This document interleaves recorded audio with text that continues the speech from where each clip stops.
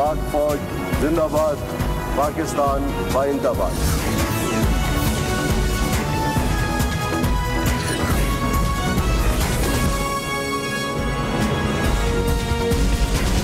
आप देख रहे हैं खबरों, तबसरों और तज्जियात पर मबनी पाकिस्तान का सबसे मोतबर न्यूज शो दुनिया, कामरान खान के साथ।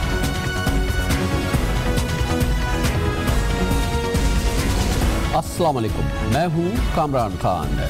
सिंध में तालीम की जो सूरत हाल है उसका तफसीली अहवाल हम अपने इस प्रोग्राम में मुसलसल आपको देते रहे हैं। इब्तला और आजमाइश का ज़माना है सिंध में तालीम का, और यही वजह है कि सिंध के बच्चों का मुस्तकबिल तारीक नज़र आता है, क्योंकि इस वक्त सिंध में तालीम का जो निज़ाम चल रहा है, ख़ास तौर पर सरकारी सरपरस्ती में जो तालीम का निज़ाम चल रहा है, उसमें असातिज़ा से लेके तालिब इल्मों का तक का दगरगू सूरत हाल है, और इस हद तक ख़राब हो चुकी है कि शायद इसमें बेहतरी की गुंजाइश बहुत कम बाकी रह गई है। तकरीबन पॉइंट ऑफ नो रिटर्न पर सूरत हाल पहुँच गई है, और ये सिर्फ कोई सेंसेशन नहीं है, ये कोई सनसनीखेज़ी नहीं है। हक़ाइक़ रोज़ाना इस सिमत में इशारा करते हैं, और होशरबा हक़ाइक़ हैं जो रोज़ाना सामने आते हैं। इसीलिए हम कहते हैं कि सिंध में सरकारी तालीम का जनाजा निकाला जा चुका है, और इस वक्त ये कैफियत जारी है। निज़ाम तालीम ही नहीं, और अब ये खबर आई है कि इम्तहानी निज़ाम भी बदतरीन करप्शन से महफूज नहीं है। इस वक्त इत्तलात के मुताबिक न सिर्फ ये कि मैट्रिक बोर्ड बल्कि ख़ास तौर पे इंटरमीडिएट बोर्ड में नतीजों की होल सेल फरोख्त जारी है। आप पैसे दें, जो चाहे नंबर हासिल कर लें, जो चाहे पैसे पोजीशन हासिल कर लें, ख्वाह वो मैट्रिक के इम्तहानात हो, FA के हो, FSC के हो, या FCOM के इम्तहानात हो, इंटरमीडिएट में इनके इम्तहानी नताइज हो। एक पर्चे के आपको नंबर्स चाहिए हो, दूसरे पर्चे के नंबर चाहिए हो, आपको क्वेश्चन पेपर चाहिए हो, आपको खाली आंसर शीट चाहिए हो, सब आपको मिल जाएगा, और आप इसके लिए रकम अदा कर दें, बाकी सब हो जाएगा। और ये चीज़ अब जो कि इससे पहले एक खामोश राज हुआ करता था, अब ये खुल के बात सामने आ गई है, और सिंध के तमाम बड़ों को इसके बारे में, इसकी एक एक चीज़ के बारे में रत्ती के से इसका इल्म है। और इस होशरबा कहानी का और इस भयानक कहानी का हर लफ्ज़ जो है वो, चाहे सिंध के गवर्नर हो, सिंध के वज़ीर आला हो, सिंध के वज़ीर तालीम हो, दूसरे बड़े हों, सबको इसके बारे में पता है। रवा साल जून में 4 संभालने वाले कराची इंटरमीडिएट बोर्ड के चेयरमैन अख्तर गौरी ने कल इस सिलसिले में 2 दिन पहले एक सनसनीखेज दावा कर दिया, और ये बात इस पब्लिक के सामने आ गई, जो बात इस तरह से सामने नहीं आई थी, जब उन्होंने कहा कि उन्हें मालूम है कि 24 करोड़ रुपए सालाना पर बोर्ड को माफिया के हवाले कर दिया गया है। इंटरमीडिएट बोर्ड को, एजुकेशन बोर्ड को माफिया के हवाले कर दिया गया है, ये कहा चेयरमैन इंटरमीडिएट बोर्ड ने। और उन्होंने दावा किया कि 11वीं 12वीं जमात की पोजीशंस बेची जाती रही हैं। उन्होंने ये भी कहा कि तहकीकाती इदारे इंटर बोर्ड में बदउनवानियों से मुताल्लिक तहकीकात करें।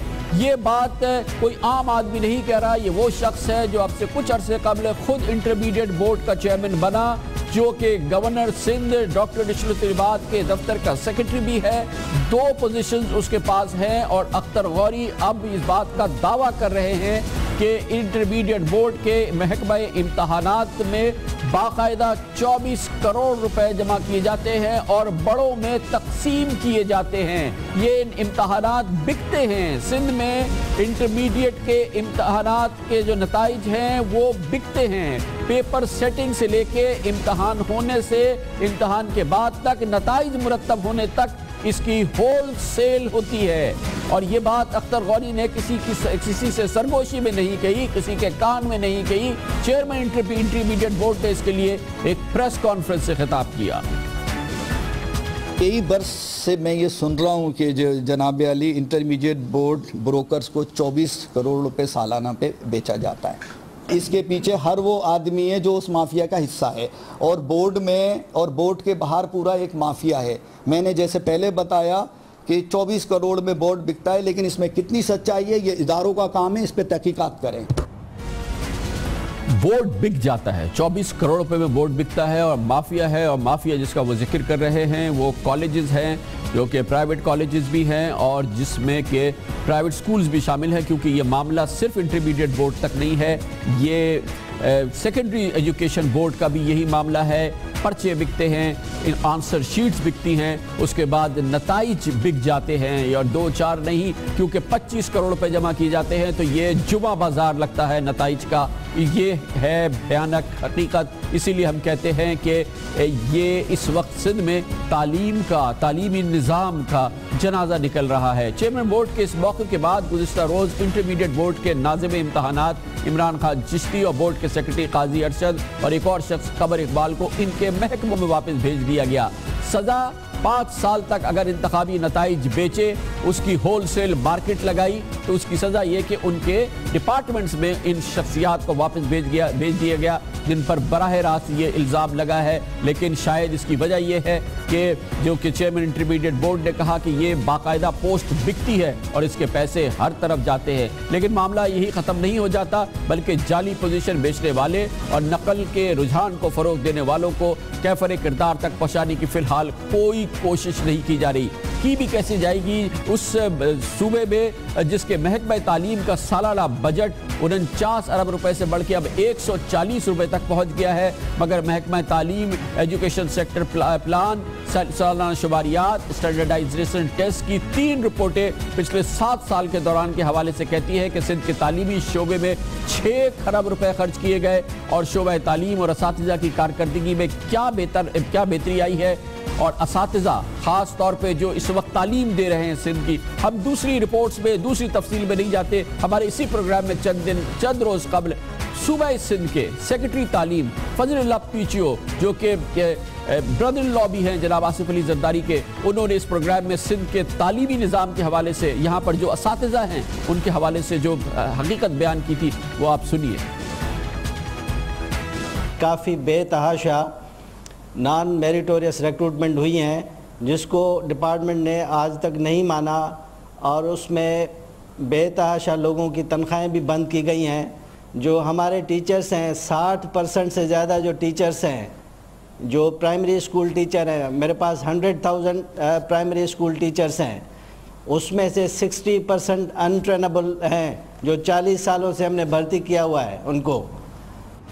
اس کے علاوہ انہوں نے یہ بھی کہا تھا کہ نواب شاہ میں 200 میں سے 80% اساتذہ ایسے ہیں جو کہ بنیادی ان کے پاس تعلیم بھی نہیں ہے، اور آپ نے جیسے کہ سنا کہ 60% ایسے ہیں جو کہ بالکل کسی قابل نہیں ہے مگر وہ اساتذہ ہیں۔ صورتحال یہ ہے کہ عالمی بینک کا 70 کروڑ کا ڈالر کا قرضہ، عالمی اداروں کی 10 کروڑ ڈالر کی امداد، یہ سب کچھ کدھر جاتی ہے یہ کسی کو نہیں معلوم۔ صوبے کے 36,039 اسکولوں میں 6,140 اسکول اس وقت بند پڑے ہیں۔ 6,000 سے زائد اسکولوں کی عمارتوں کو خطرناک قرار دیا جا چکا ہے۔ 18,000 کی عمارتوں کی فوری مرمت کی ضرورت ہے۔ 8,280 اسکولوں کی چھت نہیں ہے۔ 44% یعنی 19,000 اسکولوں کی 4 دیواری تک نہیں ہے۔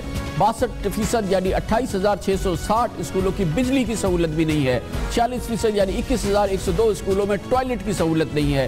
53% یعنی 23,315 اسکولوں میں بچوں کے لیے پینے کا پانی نہیں ہے۔ 99% یعنی 45,000 سے زائد اسکولوں میں سائنس کی لیبارٹریز نہیں ہیں اور لیبارٹری کی سہولت قطعی طور پہ موجود نہیں ہے۔ 75% یعنی 38,000 اسکولوں میں پلے گراؤنڈ نام کی کوئی چیز نہیں ہے۔ 17,923 اسکولوں میں صرف 2 کلاس روم ہے، جبکہ 8,920 اسکول ایسے ہیں جس میں صرف 1 کمرہ ہے۔ سندھ حکومت کی جانب سے تعلیمی شعبے کے بارے میں غفلت جو ہے، جو یہ صورتحال ہے جس کو ہم کہتے ہیں کہ سندھ میں تعلیم کا جنازہ نکل رہا ہے، یہ ہم نہیں کہہ رہے، یہ سنسنی نہیں ہے۔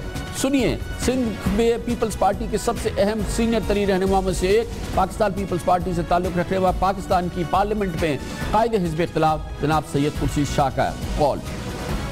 میں اپنی حکومت پہ پہلے تنقید کرتا ہوں کہ ان کی ذمہ داری ہے، education the responsibility of the provincial government، وہ اپنی ذمہ داری پوری نہیں کرتے۔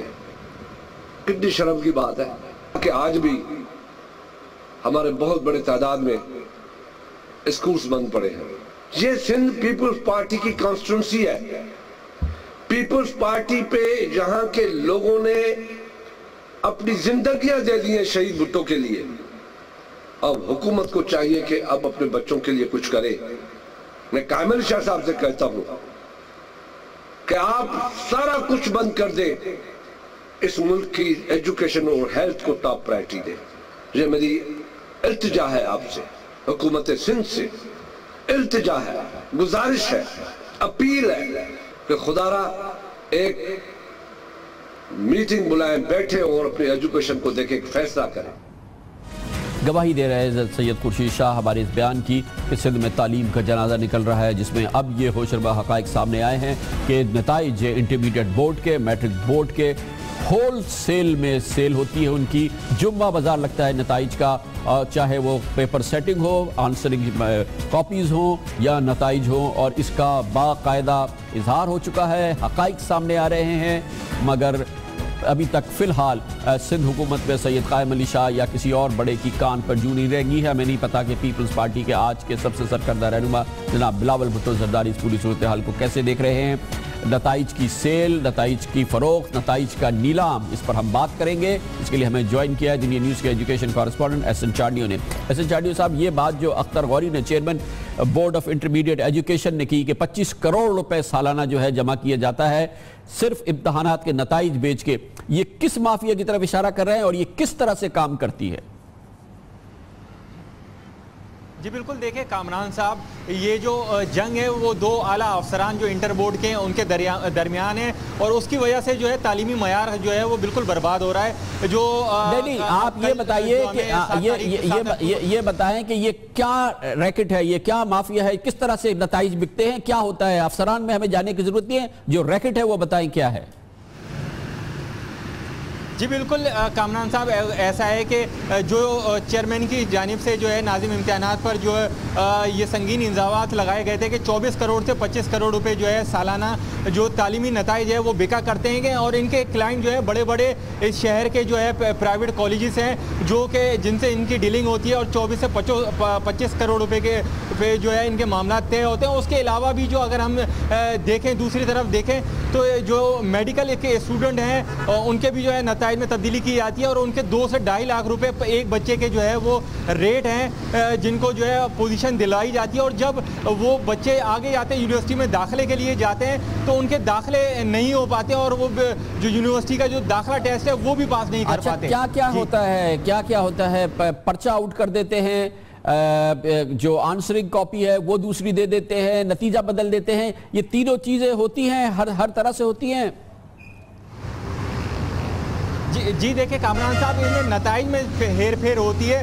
جو نتائج اگر جیسے کہ آپ اس فوٹیج میں دیکھ سکتے ہیں، چیئرمین کی فوٹیج میں وہ خود گفتگو کر رہے ہیں اور اپنے ملازمین کو باقاعدہ وہ احکامات جاری کر رہے ہیں کہ یہ چار رول نمبر ہے جو سی ایم ہاؤس سے آئیں، اس میں 2 بچے فیل ہیں، ایک بچے کا سی گریڈ ہے اس کو بی گریڈ کر دو، 2 بچے جو فیل ہیں ان کا اے گریڈ کر دو. اور اسی طرح انہوں نے جو سی ایم ہاؤس کے جو کوارڈینیٹر ہیں رشید چنا، ان کا نام لے کے بات کی کہ ان کی بیٹی کی سفارش آئی ہے، اور وہ مجھ سے ہاتھ جوڑ کے یہ بات کہہ رہے ہیں کہ یہ بچی جو ہے فیل ہو گئی ہے، اس کا کسی طرح اے گریڈ دلا دو، میڈیکل کی اسٹوڈنٹ ہے تو اس کا جو ہے کسی اچھی یونیورسٹی میں ایڈمیشن ہو جائے گا. اچھا، تو یہ جو ہے یہ کام جو ہے یہ پچھلے 5 سال سے چل رہا ہے، جو نتیجہ بک رہا ہے یہاں پہ انٹرمیڈیٹ کا، یہ پچھلے 5 سال سے ہو رہا ہے یہ کام، یا اس سے بھی پہلے سے؟ بالکل، جو کامران صاحب دیکھیں یہ جو الزامات، جی بالکل کامران صاحب دیکھیں یہ جو الزامات لگائے گئے ہیں وہ سابق چیئرمین انٹر بورڈ جو تھے انوار احمد زئی اور موجودہ ناظم امتحانات جو ہیں ان دونوں پر موجودہ چیئرمین کی جانب سے لگائے گئے ہیں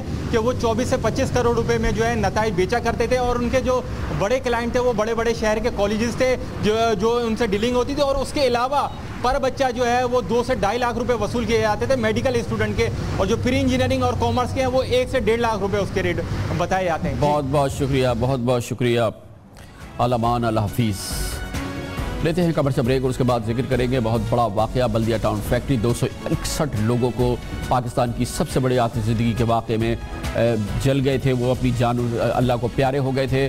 اب پولیس کی وہ تحقیقات جو دبئی میں ہو رہی تھی، ایک مفصل تحقیقات انٹروگیشن وہ کمپلیٹ ہوئی ہے، مکمل طور پہ کمپلیٹ ہو گئی ہے، اور یہ بات ثابت ہو گئی ہے، 100% ثابت ہو گئی ہے. پولیس کو 100% یقین ہے کہ یہ دہشت گردی کا واقعہ تھا، یہ بھتہ خوری کا واقعہ تھا، اور اس میں سیاسی جماعت سے منسلک اہم لوگ ملوث تھے. اس کے بارے میں آپ کو بتائیں گے کمرشل بریک کے بعد.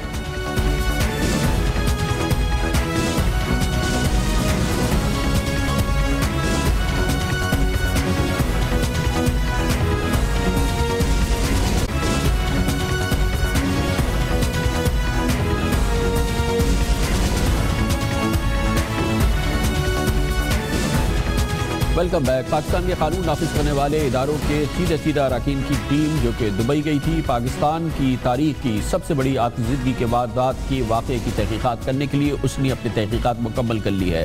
بلدیہ ٹاؤن فیکٹری ایک بہت بڑا حادثاتی واقعہ تھا جو کہ اس وقت حادثہ لگتا تھا جس میں 261 افراد ہلاک ہوئے تھے، جس کے بعد پولیس نے اس واقعے کی ذمہ داری اصل ملزمان پر ڈالنے کے بجائے یا اس کی مکمل تحقیقات کرنے کے بجائے اس وقت اس فیکٹری کے مالکان پر ہی ڈال دی تھی، حتیٰ کہ ان پہ قتل کا مقدمہ قائم کر دیا گیا تھا۔ لیکن آہستہ آہستہ یہ بات سامنے آئی کہ شاید اس کے پیچھے کچھ اور ہے، اور اس سے پہلے اس سلسلے میں ابتدائی شواہد ملے تھے، لیکن اب اس سلسلے میں حتمی شواہد ملے ہیں۔ حتمی پولیس کو اس حوالے سے نہ صرف شواہد ملے ہیں بلکہ اس میں پیش رفت ہوئی ہے۔ یہ دبئی میں ہوئی، پچھلے کئی روز سے جاری تقریباً ایک ہفتے سے جاری تحقیقات آج مکمل ہو گئی ہے دبئی میں۔ Karachi police, rangers, FIA، ISI، MI، IB اور دوسرے محکموں کی ٹیمیں جو کہ اس سلسلے میں دبئی میں موجود تھی، ان کے اہلکار دبئی میں موجود تھے۔ فیکٹری کے مالکان ارشد بھالیا اور شاہد بھالیا سے ان کی مسلسل گفتگو ہوئی اس دوران، اور اس سلسلے میں بہت اہم معلومات حاصل کی گئی ہے جو کہ کئی دن تک اس ہونے والی تحقیقات کا نتیجہ ہے۔ اب یہ ٹیم کراچی واپس آ رہی ہے اور اس کے نتیجے میں جو اب تحقیقات عدالت میں پیش کی جانے والی ہے وہ بہت ہی اس کے نتائج انتہائی سیریس ہو سکتے ہیں، اور جو اس کے نتائج ہیں اور جو اب جو پولیس کو یہ یقین ہو چکا ہے کہ یہ واقعہ حادثہ نہیں بلکہ ایک دہشت گردی کا واقعہ تھا، یہ جان بوجھ کے آگ لگائی گئی تھی اور اس کے پیچھے بھتہ خوری تھی، اور شاید اس کے پیچھے ایک سیاسی جماعت کے کارکن منظم انداز میں کام کر رہے تھے۔ اس پوری صورتحال پہ بات کرتے ہیں اور اس کے لیے ہمیں جوائن کیا ہے دنیا نیوز کے کراچی کے بیورو چیف ریحان ہاشمی نے۔ بہت بہت شکریہ ریحان ہاشمی صاحب، اس کی ہم اطلاعات مسلسل دیتے رہے۔ اب یہ کمپلیٹ ہو گئی ہے تو کنکلوژنز کیا ہیں، نتائج کیا ہیں؟ دیکھیں نتائج اس کے یہ ہیں کہ کامران صاحب جو پولیس کو انویسٹیگیشن کرنی تھی کہ جیسے کہ آپ نے خود کہا کہ فیکٹری اس میں آگ لگی تھی، ان کو پولیس کو ساری معلومات مل گئی ہیں۔ 32 گھنٹے سے زیادہ انہوں نے تحقیقات کی، دونوں بھائیوں کا بیان قلم بند کیا۔ یہ پہلی دفعہ بیان قلم بند کیا گیا ہے جس پر دونوں بھائی بھی مطمئن ہیں۔ ہمارے جو ذرائع ہیں جو ہمیں بتا رہے ہیں کہ پولیس پہ پہلے وہ اعتماد نہیں کر رہے تھے، لیکن جو GIT پہ انہوں نے کافی اعتماد کیا اور کھل کے تمام باتیں کی ہیں۔ اس میں اراکین اسمبلی کے نام بتائیں جو انہیں کالز کرتے تھے، بھتہ مانگتے تھے، ان سیاسی جماعتوں کے اہم عہدیداروں کے نام بھی بتائیں، اور وہ کافی نالہ ہیں حکومت سے۔ اس وقت کی حکومت تھی کہ ان کے ساتھ بڑی زیادتی کی گئی تھی، ہم پریشان تھے، ہماری فیکٹری میں لوگ مارے گئے اور ہمارے خلاف مقدمہ ہوا۔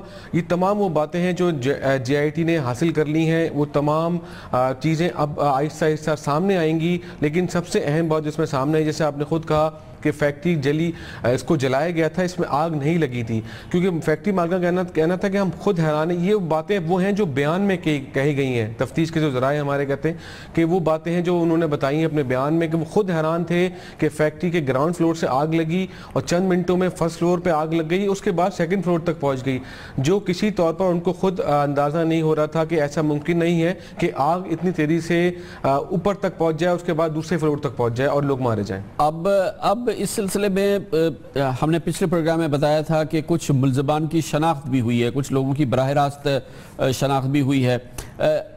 ان کی گرفتاری کے لیے اور اس تحقیقات کو آگے بڑھانے کے لیے اب کیا ہوگا؟ دیکھیں اب مرحلہ وال پولیس کام کرے گی۔ پہلے جیسے ہم نے اپنے پروگرام میں بتایا تھا کہ جو 3 مین کلپریٹ تھے، ان کا نام تھے حمار صدیقی، محمد زبیر اور عبد الرحمن بھولا، جو ایک سیاسی جماعت کا سیکٹر انچارج تھا۔ ان کی گرفتاری عمل میں کوشش کی جائے گی، لیکن سب سے اہم کام جو پولیس کرے گی، جو ہمارے ذرائع کہتے ہیں، ان کو تقریباً مہینہ لگے گا مزید انویسٹیگیشن کمپلیٹ کرنے میں۔ یہ تمام انویسٹیگیشن عدالت میں پیش ہوگی، اس کے بعد اس میں ان افراد کے جنہوں شاہد اور ارشد بھالیا نے نام لیے ان کے وارنٹ گرفتاری جاری ہوں گے، ان کو باقاعدہ گرفتار کیا جائے گا اور پھر ان کو چلان کیا جائے گا۔ سب سے اہم جو کام ہوگا وہ چلان ہوگا جو پولیس اس انویسٹیگیشن کے بعد، اس بیان کے بعد عدالت میں پیش کرے گی، جس میں ان افراد کے نام ڈالے جائیں گے جس میں سب حیران ہو جائیں گے کہ ایسے ایسے لوگ انہوں نے ارشد اور شاہد بھالیا نے نام لیے ہیں کہ جو اس سے پہلے انویسٹیگیشن میں سامنے نہیں آئے تھے۔ اور یہ سب ان سب کا تعلق مبینہ मुअय्यना तौर पे एक सियासी जमात से है। जी बिल्कुल है। अरकान असम्बली जो जैसे कि अरशद भालिया ने बताया JIT को कि वो मौजूदा अरकान असम्बली भी हैं, साबका भी हैं, जो उनको बाकायदा फ़ोन कॉल करते थे।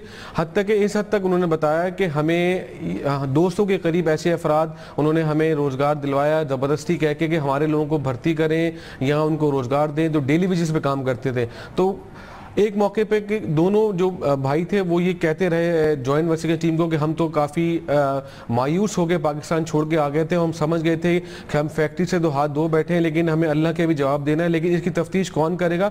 लेकिन अब वो जो JIT से काफ़ी मुतमईन है, उन्होंने वो तमाम बातें खुल के की हैं जो उनका कहना है ये JIT को कि हमने अदालत को भी नहीं बताई थी अपने डर के मारे।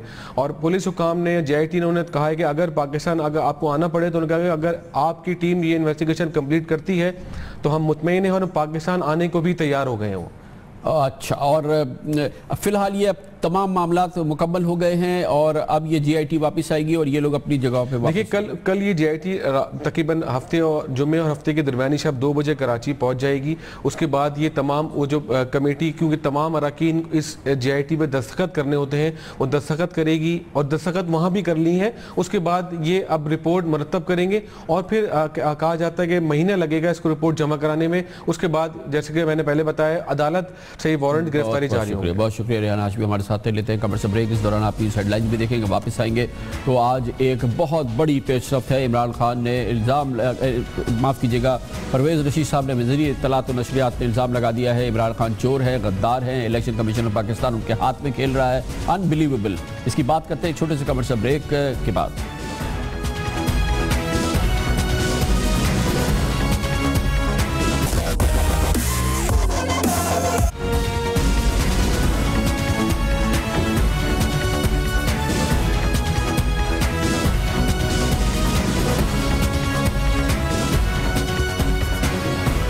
Welcome back. पाकिस्तान मुस्लिम लीग नून, हुक्मरां जमात और तहरीक इंसाफ एक बार फिर जंग के माहौल में हैं और एक खुली जंग की सी कैफियत है जो कि इस वक्त दोनों जमातों के दरमियान नज़र आ रही है। इसकी बड़ी वजह वो इलेक्शन है, बाई इलेक्शन ज़िमनी इंतखाब जो हल्का 122 लाहौर में होने जा रहा है, जहाँ पर पाकिस्तान तहरीक इंसाफ और पाकिस्तान मुस्लिम लीग नून अपनी सियासी क़ुव्वत को साबित करने की कोशिश कर रहे हैं। ये इलेक्शन दरअसल इन दोनों सियासी जमातों के दरमियान एक बड़े मुकाबले के हवाले से इसलिए अहमियत का इख्तियार कर गया है कि दोनों जमातों ने ये सूरत हाल बना दी है कि जो जमात हारेगी वो समझी जाएगी कि वो इस वक्त पाकिस्तान की गैर मकबूल जमात है और जो जमात जीतेगी वो यकीनी तौर पर समझी जाएगी कि वो मकबूल तरीन जमात है। ये मुकाबला दोनों कायदीन यानी कि वज़ीर आज़म नवाज शरीफ और जनाब इमरान खान के दरमियान इन्हीं की दोनों सियासी जमातों ने बना दिया है। दोनों जमातें अपनी पूरी सियासी क़ुव्वत के साथ और पाकिस्तान मुस्लिम लीग नून अपनी पूरी हुकूमती क़ुव्वत के साथ इस इलेक्शन में सामने है, जहां पर साबिक़ स्पीकर जनाब अयाज सादिक तहरीक इंसाफ के अलीम खान का मुकाबला करेंगे 11 अक्टूबर को होने वाले ज़िमनी इंतखाबात में। आज इस पूरी जंगी कैफियत के अंदर ऐसा लगा कि दोनों जमातें पॉइंट ऑफ नो रिटर्न की तरफ जा रही हैं, एक तसादुम की तरफ जा रही हैं और आज ज़बानी गोलाबारी अपने पूरे उरूज में नजर आई है। इसमें गैर जिम्मेदारी भी नजर आई है और इसमें ये संगीन कैफियत भी नजर आई है कि पाकिस्तान की बड़ी सियासी जमातें एक दूसरे के कायदीन के हवाले से क्या ख्यालात रखती हैं। न सिर्फ ये कि ये इल्ज़ामात लगाए गए हैं बल्कि इल्ज़ामात इस नौइयत के इल्ज़ामात हैं कि जिनको सोचे या कोई दूसरा गैर पाकिस्तानी इल्ज़ामात को सोचे तो उसके रोंगटे खड़े हो जाएं। और आज ये इल्ज़ामात हुकूमत की आला तरीन सतह से लगाए गए हैं और तहरीक इंसाफ की भी आला तरीन सतह से लगाए गए हैं। पाकिस्तानी अपने कायदीन के बारे में जो उनके जो उनको फॉलो करते हैं इन सियासी जमातों को यकीनी तौर पे इन इल्ज़ामात और जवाबी इल्ज़ामात की वजह से शदीद परेशान होंगे, शदीद खौफ का भी शिकार होंगे। आज इस सिलसिले में एक बहुत बड़ी इल्ज़ामात की फहरिस्त सामने आई वो हुकूमत की जानिब से और जिसको लीड किया वफाकी वज़ीर इत्तलात और नशरियात जनाब परवेज़ रशीद ने, जिन्होंने आज PID प्रेस इंफॉर्मेशन डिपार्टमेंट में एक बड़ी प्रेस कॉन्फ्रेंस की जो कि यकीनी तौर पे आज के सियासी माहौल के हवाले से थी, लेकिन इसमें जो इल्ज़ामात उन्होंने लगाए पाकिस्तान की एक बहुत बड़ी सियासी शख्सियत तहरीक इंसाफ के सरबराह के हवाले से वो नाकाबिले यकीन ही कहे जा सकते हैं। क्योंकि देखना यह है कि अगर हुकूमत ये समझती है कि ये इल्ज़ामात सही हैं تو اسے چاہیے تھا کہ فوری طور پہ عمران خان کے خلاف مقدمہ قائم کرتی، FIA سے کہتی کہ ان کو گرفتار کرے، کیونکہ جناب پرویز رشید کہتے ہیں کہ تحریک انصاف کے سربراہ عمران خان غدار ہیں، چور ہیں اور پاکستان کے دشمنوں کے آلائے کار ہیں۔ آپ کی جماعت غیر ملکی چندے سے چلتی ہے، یہ ریکارڈ ہے سارا، یہ ریکارڈ دیکھیے، یہ وہ سارا ریکارڈ ہے جس میں ان تمام جیوش فرمز کے نام موجود ہیں، ان تمام غیر ملکی ہندو فرمز کے نام موجود ہیں، افراد کے نام موجود ہیں، یہ سارے ڈاکومنٹس، اور امریکہ کے سرکاری محکموں میں عمران خان صاحب کا ایڈمیشن موجود ہے کہ یہ پیسے میں نے وصول کیے ہیں۔ ان ڈاکومنٹس کے مطابق عمران خان چور ہے، پاکستان کا دشمن ہے، پاکستان کا غدار ہے، پاکستان کے دشمنوں کا آلائے کار ہے۔ وفاقی وزیر اطلاعات و نشریات عمران خان چور ہے، غدار ہے، دشمنوں کا آلائے کار ہے، لیکن حکومت کی ایک انتہائی اہم اور انتہائی ذمہ دار شخصیت کی حیثیت سے یہ لازم ہے حکومت پر کہ ان الزامات کی بنا پر، جس کو کہ اس کے وفاقی وزیر، ایک سینئر وفاقی وزیر کہتے ہیں کہ اس کے ثبوت موجود ہیں، تو حکومت کیوں خاموش بیٹھی ہے؟ کیوں عمران خان پہ فوری طور پہ مقدمہ قائم نہیں کیا جا رہا غداری کا، چوری کا اور اینیمی ایجنٹ ہونے کا، اور ان کو گرفتار کیوں نہیں کیا جا رہا؟ بہرحال اس کا جواب دینا ہوگا، لیکن عمران خان بھی چونکہ نہیں ہیں، انہوں نے وزیر اعظم پاکستان جناب نواز شریف پر اور پاکستان مسلم لیگ نون کے سربراہ جناب نواز شریف پر دہشت گردوں کا آلائے کار ہونے کا الزام لگایا ہے۔ انہوں نے کہا ہے کہ دنیا کے سب سے مطلوب اور سب سے بڑے دہشت گرد اسامہ بن لادن سے وزیر نواز شریف صاحب کے مبینہ طور پہ براہ راست تعلقات تھے۔ خواجہ خالد ان کا ایفیڈیوٹ ہے کہ اسامہ بن لادن سے میں نے پیسہ لا کے نواز شریف کو دیا بے نظیر کی گورنمنٹ کرانے کے لیے 89 میں۔ اس کے بعد شیخ رشید نے کنٹینر پہ کہا کہ میرے ساتھ نواز شریف گلف سٹیٹس کا دورے میں تھے اور گلف سٹیٹس کے والے لوگوں سے پیسہ لیا انہوں نے اپنی الیکشن کے لیے۔ اس کے بعد یہ جو 480 ارب روپیہ جو انہوں نے پاور سیکولر ڈیٹ کا واپس کیا ہے، اس کی اگر آڈٹ کروائیں تو آپ کو پتہ چلے گا کہ اس میں سے ایک دو ایسے لوگ ہیں جنہوں نے اربوں روپیہ ان کی الیکشن کیمپین فنڈ کی۔ عمران خان صاحب نے جو الزام لگایا ہے، اس سے پہلے یہ الزام کئی بار سامنے آ چکا ہے، اس کی بھرپور تردید بھی ہو چکی ہے۔ محترمہ بے نظیر بھٹو شہید بھی اس الزام کو کئی بار دہرا چکی ہے۔ اسامہ بن لادن کے مبینہ طور پہ جناب نواز شریف کے ساتھ تعلقات، جس کی بھرپور اور ہر صورت میں تردید کی گئی ہے۔ خالد خواجہ جنہوں نے یہ الزام لگایا تھا اور وہ ایک طالبان کی نے ان کو اغوا کر لیا تھا، جس کے بعد ان کو وہاں پہ قتل بھی کر دیا گیا تھا۔ اس طرح سے وہ الزام لینے والا شخص بھی اب اس دنیا میں موجود نہیں ہے۔ آج ہی جناب پرویز رشید نے جناب عمران خان پر جہاں ایک طرف انہوں نے انہیں غدار، چور اور پاکستان کے دشمنوں کا آلائے کار کہا، انہیں پاکستان کی جمہوریت کا بھی سب سے بڑا دشمن انہوں نے قرار دیا۔ میں کہتا ہوں کہ تم پاکستان کے دشمنوں کے آلائے کار ہو، تم نے پاکستان کے دشمنوں سے پیسے جمع کیے پاکستان کی جمہوریت کا تختہ الٹنے کے لیے، پارلیمنٹ پہ حملہ کرنے کے لیے، پی ٹی وی پر حملہ کرنے کے لیے، پاکستان کے 2013 کے الیکشن کو چوری کرنے کے لیے۔ جمہوریت دشمنی کا الزام، باہر سے پیسے لیے پاکستان کی جمہوریت کا تختہ الٹنے کے لیے۔ وفاقی وزیر اطلاعات و نشریات جناب پرویز رشید، ایک بار پھر حکومت سے ہی یہ توقع کی جا سکتی ہے اور یہ سوال پوچھا جا سکتا ہے کہ اگر چور، غدار اور دشمن کا آلائے کار دشمن سے پیسے لے کے جمہوریت کو الٹ رہا ہے تو حکومت خاموش کیوں بیٹھی ہے؟ عمران خان نے ایک بار پھر جناب نواز شریف کے اس الزام کے جواب کے لیے یا اپنے پوزیشن کو برقرار رکھنے کے لیے جناب نواز شریف کو جمہوریت دشمن قرار دینے کے لیے ایک بار پھر اصغر خان کیس اور IGI بنانے والے معاملے کو سامنے لائے اور انہوں نے یاد دلایا۔ میں چیلنج کرتا ہوں نون لیگ کو کہ اپنے ذرا بتائیں آپ کے پیسہ کدھر سے آتا ہے۔ نون لیگ نے پیسہ لیا ISI سے، میران بینک کا، آرمی ISI چیف کی رپورٹ ہے جنرل اسد درانی کی سپریم کورٹ میں، ابھی تک اصغر خان کیس پڑا ہوا ہے، اس میں سے اس نے ایفیڈیوٹ دیا کہ میں نے نون لیگ کے لوگوں کو پیسہ دیا.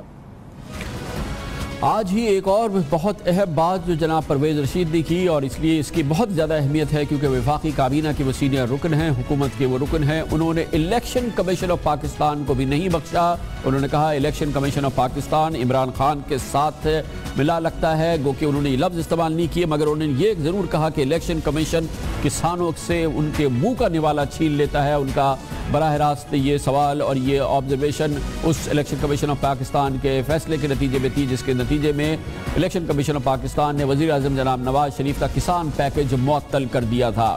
الیکشن کمیشن آف پاکستان پر یہ سنگین الزام وفاقی کابینہ کے ایک سینئر رکن کے حوالے سے، وہ بھی انتخابات سے، اس انتخاب سے جو سب سے کلیدی انتخاب ہے، ضمنی انتخاب، اس سے چند روز قبل بہت اہمیت کا حامل ہے. وہ الیکشن کمیشن جو کسانوں کے منہ سے نوالا چھیننے میں تاخیر نہیں کرتا، ہماری پارٹی کی طرف سے کوئی کسی جلسے میں شرکت کر لے تو اسے نوٹس دینے میں بھی تاخیر نہیں کرتا، وہ عمران خان کے اس جرم کو چھپاتا رہا. تو الیکشن کمیشن عمران خان کے ساتھ مل کے پاکستان کے عوام کو اس چوری سے چھپانے میں کیوں کردار ادا کرتا رہا، اس کا جواب الیکشن کمیشن کو دینا چاہیے. انتہائی سنگین الزام، اور اب الیکشن کمیشن آف پاکستان پر الزام. اس میں پھر حکومت سے سوال پوچھا جا سکتا ہے، اور کیونکہ یہ وفاقی کابینہ کے رکن کی طرف سے آیا ہے کہ ان کے پاس اگر اس بات کا ثبوت ہے اور اگر وہ الزام لگا رہے ہیں تو وہ الیکشن کمیشن آف پاکستان کے خلاف جو قانون راستہ دکھاتا ہے، جو کہ شاید یہ ہے کہ وہ سپریم جوڈیشل کاؤنسل میں الیکشن کمیشن آف پاکستان کے خلاف election commissioner, chief election commissioner کے خلاف ریفرنس فائل کریں کہ وہ حزب اختلاف کی ایک سیاسی جماعت کے ساتھ مل گئے ہیں اور وزیر اعظم پاکستان کے خلاف کام کر رہا ہے الیکشن کمیشن آف پاکستان. جو جناب پرویز رشید نے آج یہ بات کہی ہے، ہم بہرحال یہ سوچیں گے کہ حکومت اگر یہ الزام لگا رہی ہے اپنے سرکاری میڈیا پہ، پورے پاکستان کے میڈیا پر حکومت کی جانب سے یہ الزام لگ رہا ہے، تو الیکشن کمیشن آف پاکستان کے خلاف وہ کارروائی کیوں نہیں کرتی جو قانون اس کا راستہ دکھاتی ہے. دیکھنا یہ ہے کہ الیکشن کمیشن آف پاکستان خود اس حوالے سے کیا کارروائی کرتی ہے. ایک اور آج ہی جناب عمران خان نے ایک بار پھر ماضی کی ہی مختلف الزامات کو دہرایا اور جناب نواز شریف کے حوالے سے ان کے اثاثوں کا ذکر کیا. ریمنڈ بیکر نے تو کتاب لکھی ہے، اس کا نام ہے کیپٹلزم اکیلیز ہیل. یہ کتاب، اس کتاب کے مطابق میاں صاحب نے 42 ارب روپیہ کرپشن میں بنایا، دونوں دوروں میں 42 ارب روپیہ کرپشن میں بنایا. اس میں یہ کہتے ہیں کہ انہوں نے موٹر وے پہ پیسہ بنایا $160 بلین. وہ کہتا ہے کہ انہوں نے 140 بلین کے انسیکیورڈ لونز لیے نیشنلائز بینک سے، اور $60 ملین بنایا انہوں نے گورنمنٹ خود ہی ہندوستان کو چینی بیچی، اس ریبیٹ کے اوپر $60 ملین بنایا. یہ جناب عمران خان کا کہنا تھا. دیکھنا یہ ہے کہ پاکستان مسلم لیگ نون عمران خان کے خلاف کیا کارروائی کرتی ہے. لیکن بہرحال سب سے اہمیت کی بات یہ ہے کہ حکومت کی جانب سے، وفاقی کابینہ کے وزیر کی جانب سے، وفاقی کابینہ کے وزیر اطلاعات و نشریات ہی نہیں ہیں جناب پرویز رشید صاحب، وہ وزیر قانون بھی ہیں، وہ پاکستان کے وزیر قانون بھی ہیں. اور وزیر قانون کی جانب سے پاکستان کی سیاسی جماعت کا ایک انتہائی اہم سیاسی جماعت کے سیاسی سربراہ کو کہنا کہ وہ غدار ہے، وہ چور ہے، وہ دشمنوں کا آلائے کار ہے، وہ دشمنوں سے پیسے لے کے پاکستان کی جمہوریت کا تختہ پلٹ رہا ہے، اور الیکشن کمیشن آف پاکستان اس شخص کے ساتھ مل چکا ہے یا ملا ہوا ہے، یا یہ کہ الیکشن کمیشن آف پاکستان نے اس کے ساتھ مل کے کسانوں سے ان کے منہ کا نوالا چھینا ہے. یہ بہت ہی اہم بات ہے، سیریس بات ہے، اور یقینی طور پہ حکومت سے توقع رکھنی چاہیے ہے، اور یقینی رکھنی چاہیے کہ چلیں، پہلے پریس کانفرنس کر دی، الزامات لگا دیے، لیکن اب اس سلسلے میں اگر हुकूमत कुछ नहीं कर रही, हुकूमत में बैठे हुए लोग जनाब इमरान खान पर मुकदमा दायर नहीं कर रहे, उनके खिलाफ भरपूर कार्रवाई नहीं कर रहे, जो कि एक आम शहरी के खिलाफ होती है। किसी एक आम शहरी पर इसका शुबा भी हो जाए, दूर दूर से कहीं शुबा भी हो जाए, रोजाना ऐसा होता है पाकिस्तान में, उसको फौरी तौर पर गिरफ्तार किया जाएगा। हो सकता है उसकी इत्तला भी ना हो सकता है महीनों उसकी इत्तला ना मिले, अगर उस पर शुबा भी हो जाए कि वो दुश्मन के साथ मिला हुआ है। लेकिन यहाँ वफाकी काबीना के वजीर, पाकिस्तान के वजीर कानून ये कहते हैं कि इमरान खान नाम की शख्सियत दरअसल दुश्मन है, गद्दार है, चोर है, दुश्मन की आलाए कार है, दुश्मन से पैसे लेके पाकिस्तान की जमहूरियत का तख्ता उलट रही है। उस तो हुकूमत को हर सूरत में कार्रवाई करनी चाहिए, करनी पड़ेगी, क्योंकि इस बात का बरमला ऐलान हो चुका है। हुकूमत अगर कार्रवाई नहीं करेगी तो फिर हुकूमत को खुद इसका जवाब देना पड़ेगा। ये बड़ी संगीन सूरत हाल है, लेकिन बहरहाल इसका कोई कानूनदान ही जवाब दे सकता है, और हमने इसके लिए दावत दी है, हमें ज्वाइन किया है पाकिस्तान के इंतहाई मोतबर सीनियर कानूनदान जनाब सलमान अकरम राजा को। बहुत बहुत शुक्रिया सलमान अकरम राजा साहब, आपने ये सारी गुफ्तगू सुनी। पाकिस्तान के वजीर कानून, वजीर इत्तलात और नशरियात, काबीना के इंतहाई अहम रुकन जब ये कह दें कि पाकिस्तान का सबसे बड़े सियासी रहनुमाओं में से एक चोर है, गद्दार है, दुश्मनों का आलाएकार है, दुश्मनों से पैसे लेकर जमहूरियत का तख्ता उलट रहा है, इसके लिए दस्तावेजात दिखाए, इसके लिए वो सबूत पेश करे मुबैना तौर पे, तो क्या होना चाहिए इस प्रेस कॉन्फ्रेंस से पहले और इस प्रेस कॉन्फ्रेंस के बाद? नहीं, जाहिर है ये बहुत संगीन नौयत के इल्जामात हैं, और अगर ये इल्जामात सियासी जमात के हवाले से लगाए गए हैं जिसके सरबराह इमरान खान साहब हैं, तो उसके लिए आइन में भी और कानून में भी एक तरीका कार है। कानून में पॉलिटिकल पार्टीज ऑर्डर है 2002 का, जिसके तहत वफाकी हुकूमत एक रेफरेंस दायर कर सकती है सुप्रीम कोर्ट में कि फलां जमात जो है पाकिस्तान की सालमियत या खुद मुख्तारी के खिलाफ काम कर रही है, लिहाजा इसको डिसॉल्व किया जाए। और अगर सुप्रीम कोर्ट इस नतीजे पे पहुंचती है कि ऐसा ही है तो फिर वो जमात जो है डिसॉल्व की जा सकती है। लेकिन राज साहब ये इनडायरेक्टली ये बात कही गई है, लेकिन इल्जाम तो नाम लेके इमरान खान पे लगा दिया गया है, गद्दार, चोर, दुश्मनों का आलाएकार। लेकिन जिस दस्तावेजात का हवाला बज़ाहिर दिया गया है वो पीटीआई की फंड रेजिंग के हवाले से हैं। मीडिया में पहले भी ये दस्तावेजात सामने आई हैं हालिया दिनों में कि पीटीआई ने अमेरिका में या दीगर ममालिक में मुख्तलिफ लोगों से या कुछ इदारों से भी पैसे वसूल किए हैं और इस हवाले से अकाउंट भी खोले हैं, गालिबन रजिस्ट्रेशन भी कराई है। अब यहाँ हमें कानून को सामने रखना होगा। हमारा जो कानून है पॉलिटिकल पार्टीज ऑर्डर 2002, उसके सेक्शन 6 के तहत कोई भी पार्टी किसी इदारे से या किसी बैरूनी हुकूमत से पैसा नहीं ले सकती। इदारे में कंपनियां भी शामिल हैं, खा वो पाकिस्तानी कंपनी हो या बैरूनी कंपनी हो, उससे पैसा नहीं लिया जा सकता और बैरूनी हुकूमतों से पैसा नहीं लिया जा सकता। सेक्शन 6 ये कहता है कि अगर ऐसा होगा तो जो पैसा लिया गया वो जब्त कर लिया जाएगा। सेक्शन 6 ये नहीं कहता कि बैरून मुल्क मुकीम लोगों से, शहरियों से, इंडिविजुअल से, अफराद से पैसे नहीं लिए जा सकते। लेकिन ये कवानीन बिल्कुल सही है राज साहब, मगर जो असल बात है वो ये है कि वज़ीर कानून साहब, वज़ीर इत्तला साहब ये नहीं कह रहे कि बादियुन नज़र में लगता है, मुबैना तौर पे ये लगता है, अंदाज़ा ये होता है, शक ये है कि इमरान खान गद्दार हैं, चोर है, दुश्मनों के आलाएकार हैं। उन्होंने कहा वो गद्दार हैं, वो चोर हैं, वो दुश्मनों के आलाएकार हैं।